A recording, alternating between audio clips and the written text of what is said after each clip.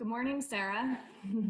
Thanks so much for talking with me. As you know, during this period, we're doing a few member spotlights, and we want to give members an opportunity to talk about what's going on and also just to spotlight you. So we're really excited to have you and have this conversation. Yeah, why don't you go ahead and introduce yourself, and we'll start with that. So I'm Sarah Epifano. I'm a Senior Director of Business Development at Skanska, or Skanska USA Building is the actual name of our arm of the company.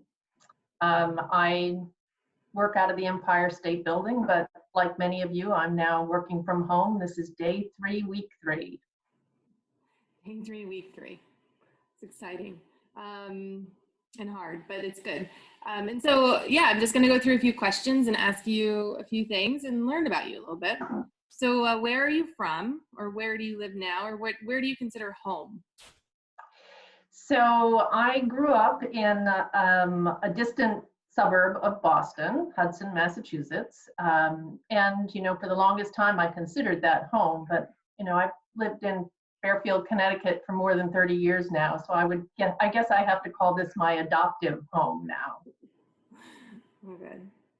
I don't get to Connecticut too much. I should check it out more. Okay. And then, back to your current role at Skanska, how did you get there? How did you get to Skanska in your business development role? So as many people who know me know, this is take 2 for me at Skanska. I actually went to architecture school, graduated with an architectural degree. I practiced architecture for a sum total of 1 year before I went over to construction, thinking that it was going to be, that was going to be a temporary move. I was going to learn a little something about how to build things, and then I would come back. Well, here I am all these years later, never went back to architecture, but certainly that education has served me well in this role. So I joined Skanska actually in 1990, right after Skanska purchased a company called Sordoni Construction in Parsippany, New Jersey, which was their first acquisition of building companies in the U.S. So I did that so I was hired to do business development. I was hired to develop an office or develop work in the state of Connecticut. So I did that. And then 9 years later, after I was married and my son was 3 years old, I left. I went home to be a stay-at-home mom. And 13 years later, I knocked on Skanska's door again. And they let me in, and here I am. That was that was 7.5 years ago. So business development is something that's not new to me, but doing it New York City is certainly different than it was doing it in Connecticut for all those years. But I absolutely love it, and I'm incredibly grateful for the opportunity to come back and do what I'm doing. That's great. Okay, so now, how has your current role changed in the past couple of weeks due to COVID-19 and quarantine? Has there been major changes? So interestingly enough, for me so far, there have not been major changes, really.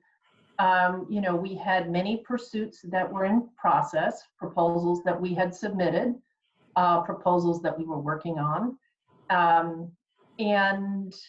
We've even, in the last 2.5 weeks, we've had more requests for proposals come in. So aside from the fact that, I'm working from home and, we're all having to video conference to stay connected and work with our teams, so far there isn't a big difference. And I know that's different than what a lot of people are experiencing. But I mean, that's sort of the reality. What does the future look like? Who knows? I don't know if in a couple of weeks, everything's going to slow down. I don't know if it's going to accelerate. There's a possibility it could accelerate. I don't know. I think it's a good sign that things are still going, because it means that there's still this engine of New York City that's building and happening, and there's things happening, and that maybe there's an uncertainty right now, but that it will carry on. Like you said, it could absolutely accelerate, likely. Yeah, I mean, we've actually been involved in, some of the emergency response stuff. I personally haven't been involved in it, but, I mean, Skanska has been tapped to do certain things. And, that's the immediate need. We don't know what some of the shorter term needs will be that come out of this, and we don't know what some of the longer term needs will be. Right.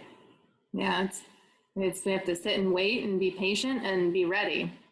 That's what. And I think the being ready is really, like that's kind of the key. We have to accept the fact that this has happened, and flexibility and adaptability, I think, are really critical qualities to sort of hang on to or develop in some cases.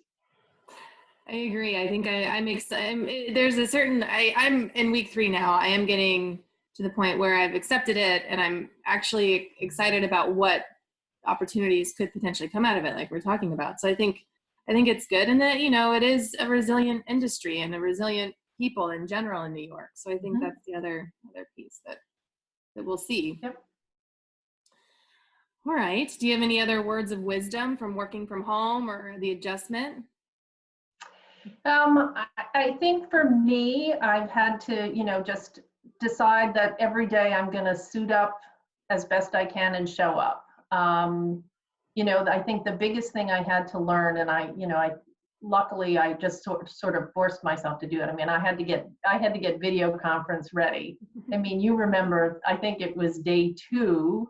It was either day 1 or day 2. We tried to do a Zoom, and I couldn't get on the video. I don't know what I did wrong, but I was like, okay, if I'm going to survive during this time, I've got to get this figured out. So, it took a day or 2 to sort of get my office set up, or, a more permanent situation.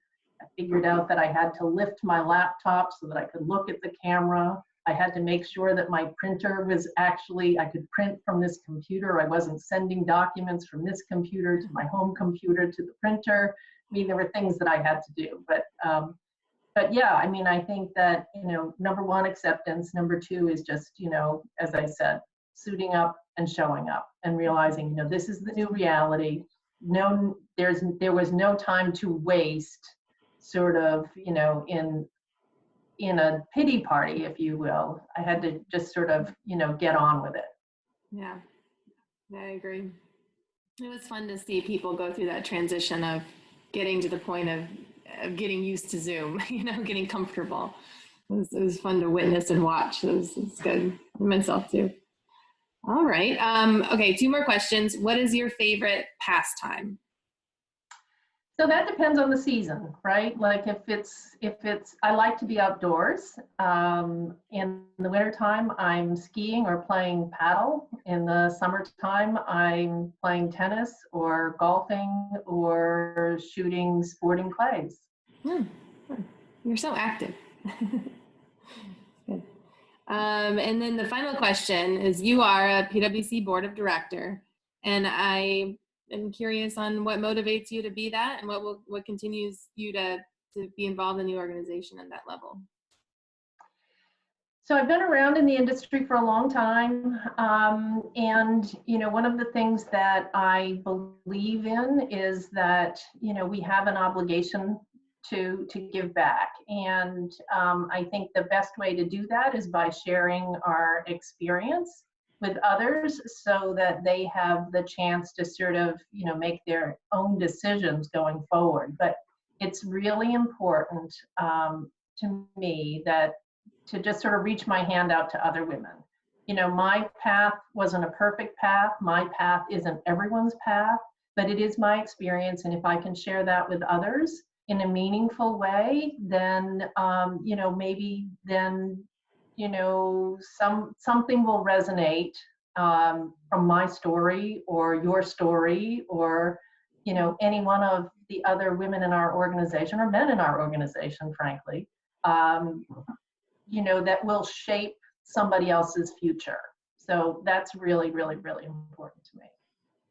Well, thank you so much. I mean, I know I'm so happy to have you on the board. You've been with me since the beginning, since I started this job. So I'm feel very blessed and lucky to work with you. So thank you for being part of it. Well, and I also have to say, Chelsea, that you've assembled a great group of women in the organization. And, you know, through that, developed some really great relationships and friendships, quite honestly. So, you know, I'm very thankful for that too. And, you know, as always, I think you're doing a fabulous job. So keep up the good work. Lead on. Thanks, Sarah. Well, thanks for talking with me today. We're excited to kind of put this out there and hopefully, you know, get some content out to members talking about this time and then how we're kind of carrying on and getting ready to push forward. So thanks for your time today. Yeah, thank you.